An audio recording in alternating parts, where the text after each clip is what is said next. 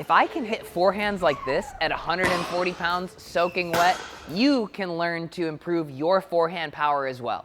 In this video, we're gonna break down the 6 steps to hitting better drives. Number 1, preparation. Number 2, weight transfer. Number 3, swing path. Number 4, acceleration. Number 5, contact point. And number 6, our follow through.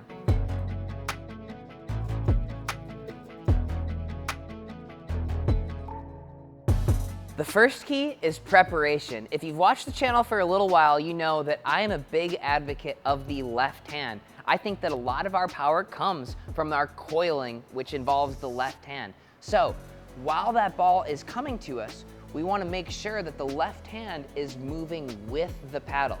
What I see commonly is this left arm is doing whatever this left arm is doing, and we are just swinging with our arm. Instead, we want to have our left arm actually be active, which helps us turn our entire body. And that's the first key to hitting a more powerful forehand.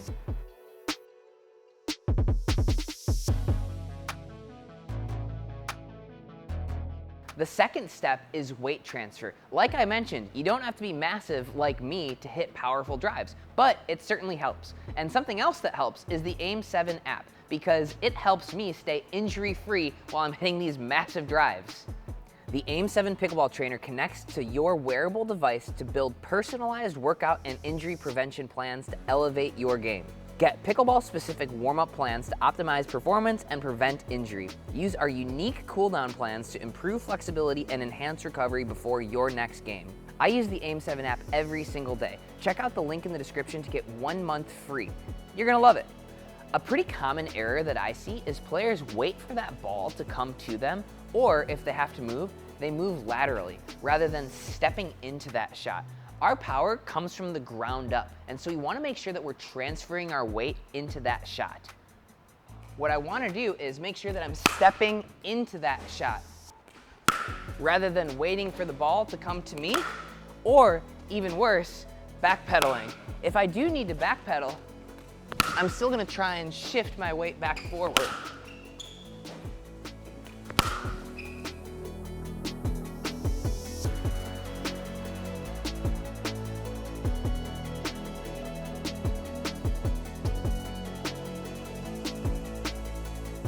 Next, I want to make sure that I'm in a good swing path. A lot of times I see people slapping at that ball, where they're swinging from high to low or completely horizontally, and we can't get any topspin if we're hitting in that way.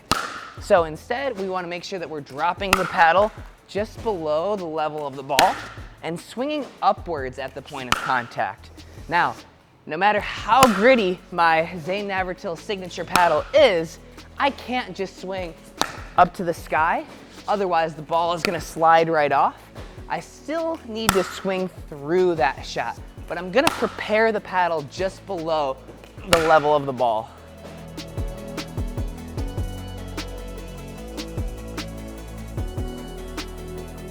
We want a good, quick acceleration.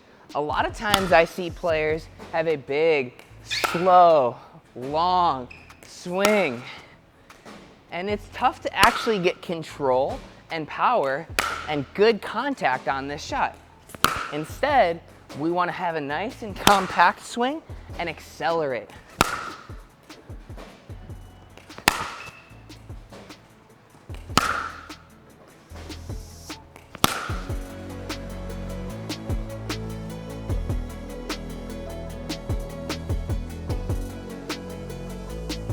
Next up is our contact point. A pretty common error that I see is a contact point that's in line with our body here. When we are hitting a hard drive, we actually want our contact point to be a little bit further out in front. I'm actually trying to make contact right in line with my front leg. Here, as opposed to here. I'm thinking about making contact right by where my front leg is. What this does is it helps me transfer my weight a little bit.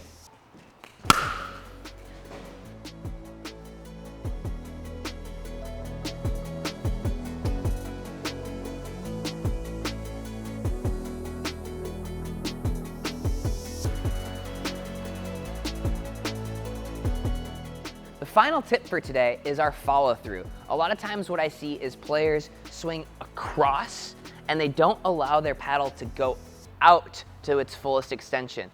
So our paddle should only start coming across our body once it's fully out as far as it can go. Then it will naturally start to swing across. I'm not worried about forcing my paddle to go that direction. I'm letting my paddle go that direction after it's gone forward for as long as it can go. If I allow my paddle to go out as far as it possibly can, even just standing here, I'm noticing that I'm almost falling forwards a little bit. Allow your weight to transfer. So what you'll see is my back leg might actually come all the way through, and I'm not gonna try and fight against that. I'm gonna allow my back leg to follow through as well. A lot of times I see players swinging across and spinning across. We want our paddle to go out for as long as it can before it naturally comes around. If we do this, what you'll notice is my back leg comes around and follows through as well. It helps me generate power from the ground up.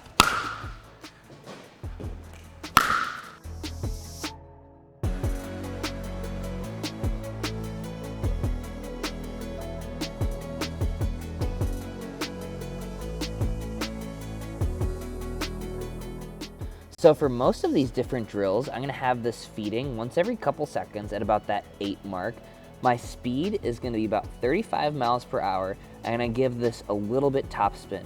The elevation is going to be the last variable to make this ball land in about the mid-court. As always, check out the link in the description to save on your lobster ball machine.